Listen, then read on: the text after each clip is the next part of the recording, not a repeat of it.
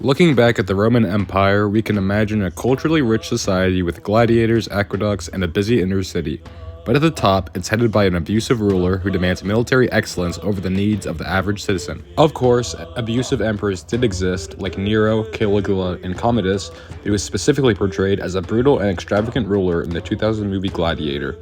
However, as we will learn in this video, the series of power-hungry and selfish rulers was interrupted early on in the age of the empire. From 96 to 180 CE, Rome was ruled by a series of emperors who were called the Five Good Emperors. This name was given to them by Machiavelli in 1503 because they expressed virtue and pleasant productivity. In this short video, I would like to give a basic introduction to this period for those who are new to the topic, as well as a fresh reminder to others.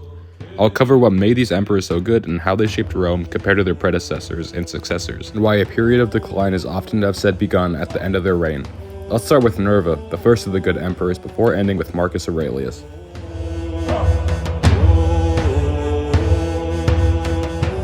Nerva served for the shortest time of these five emperors, only serving from 96 to 98 CE. But let's quickly talk about what he was doing before he was emperor. Nerva had a distinguished background as he was born into a senatorial family and served as Rome's consul. This earned him a strong reputation in the political sector. When the corrupt emperor at the time, Domitian, was assassinated, Nerva was appointed to replace him because of Nerva's political experience and because Domitian had no direct heir. Because Nerva was appointed emperor later in his life, even by today's standards, he couldn't accomplish as much as he would have liked. He tried to undo the corruptness by first offering amnesties to those who had been exiled by his predecessor. This basically meant that he allowed previous political opponents back into Rome, which indicated that he was against political corruption from the past. Beyond that, he implemented agrarian policies and managed the budget responsibly. However, his most notable achievement is creating a precedent for a peaceful transition of power.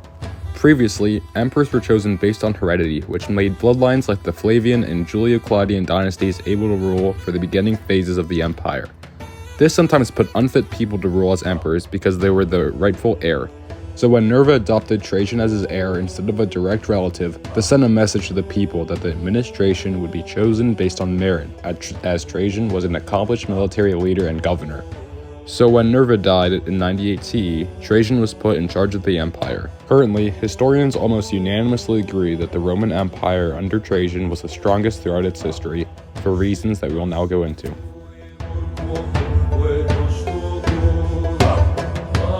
Trajan is seen as one of the greatest emperors, if not the greatest emperor in Roman history for several reasons.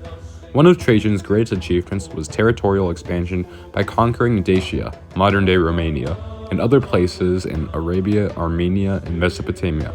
These conquests were important by providing land for Roman settlers to access mines of gold and silver, as well as acting as a defensive buffer province for the barbaric peoples throughout the rest of southern and eastern Europe. Another one of Trajan's memorable accomplishments was his attitudes towards ordinary Romans.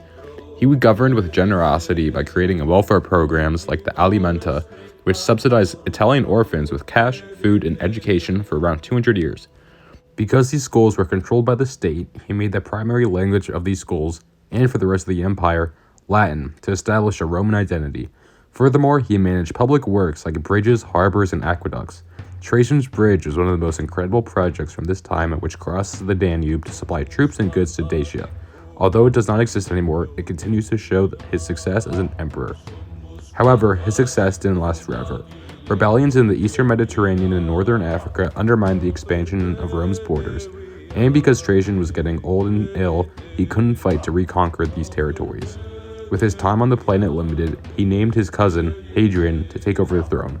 Trajan died in 117 CE from a stroke, but a qualified heir was selected to continue his legacy, just like how Nerva did before him.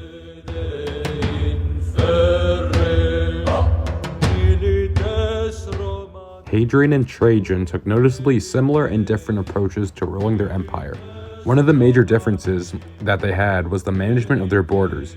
While Trajan was determined to expand Rome's boundaries and establish a legacy and obtain new materials, Hadrian differed and was more focused on ensuring that their empire stayed intact. This meant fortifying the already existing boundaries of the empire and abandoning the rebellious territories in Armenia and Mesopotamia, as they were liabilities at this time. One of the most famous fortifications is Hadrian's Wall, which was about a 70-mile stone and turf fortification that was built in Rome's northern province of Britannica, or modern-day England. The purpose was to defend Rome's provinces by discouraging outside invaders like the Caledonians from attacking. However, Hadrian was similar to Trajan for funding public projects. One way that he did this was by funding the arts and religion by completing the Pantheon's construction in 125 CE and building the Via Adriana, which showed innovative architecture and gardens. Furthermore, he expanded the welfare programs to more people, built libraries, and dedicated temples to the gods and emphasized rituals. Before Hadrian passed away due to heart failure, he chose Antoninus Pius as his adopted heir. Pius was chosen because of his success in office during Hadrian's reign and because he demonstrated virtue and loyalty.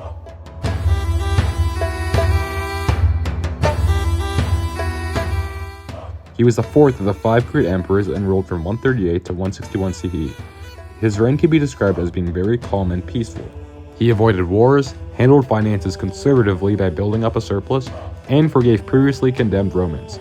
Some of his specific accomplishments were extending the Roman frontier north and marking it with Antonine's Wall, and using his investments for the public through schools and roads, a continuity of Trajan and Hadrian. His reign can be best remembered as a period of peace and stability. Although he cannot be remembered as a conqueror like Trajan, his legacy of preaching fairness goes a long way. With the death of Antoninus Pius, Marcus Aurelius was selected to become the next emperor. This selection was in the works for a while, as Hadrian destined Marcus to be emperor after Antoninus. Marcus was the last of the 5 great emperors, and his legacy still continues to play a role in our society. Stay tuned to see what he did.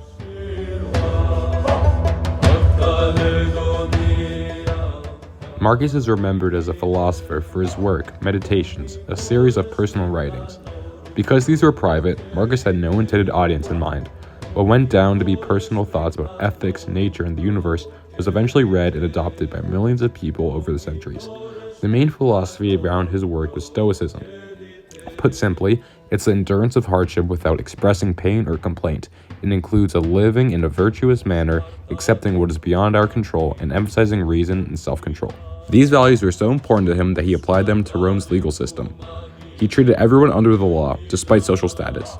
He emphasized honesty and integrity with oneself and with the law. Some principles of Stoicism even play a role in existentialism, a very complex and important school of thought in the 19th and 20th centuries. Obviously, I can't go into the complex components of this philosophy in this short video, but you get the basic idea.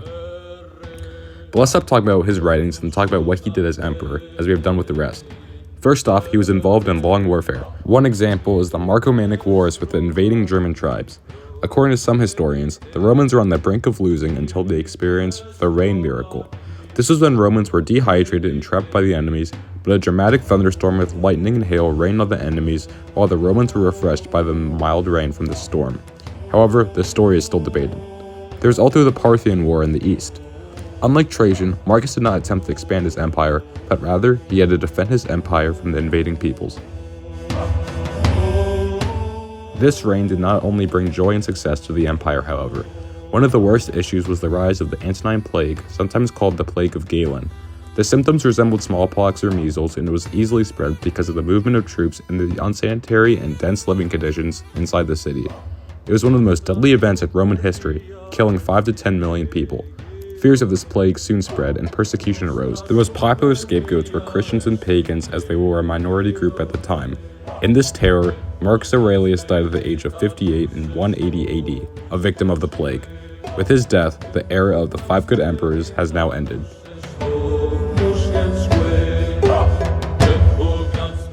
You may be wondering why this era ended with Marcus's death. Were the new emperors to the throne really that bad? I'll let you judge for yourself. Right after his death, Marcus appointed his son, Commodus, to become emperor. Right away, there were skeptics as he didn't seem competent or have extensive knowledge or experience on ruling an empire. However, he surprised these doubters early on by establishing peace agreements with the warring Germanic tribes. This reputation didn't last long though. Over time, he separated himself from the military duties, preferring a more luxurious lifestyle. He became increasingly paranoid and executed rivals and senators, making Rome a fearful environment. It got so bad that he was eventually murdered by a group of conspirators, including a wrestler who delivered the final blow. But if one egg is bad, it doesn't mean that you throw out the entire carton. Perhaps his successors would be just as good as the 5 good emperors. Wrong. Pertinax was selected to be emperor, and he was, for 3 months before being assassinated because of his unpopularity. And the emperor after him, Didius Julianus, was overthrown and killed as well in less time, 2 months. This continued for some time and is remembered as the year of the 5 emperors. For these reasons, some agree that Rome's downfall started after Marcus Aurelius died, while others agree that it started much later. I don't have a good answer for you, but it's undeniable that Rome was not at the same level that it had been under the 5 good emperors.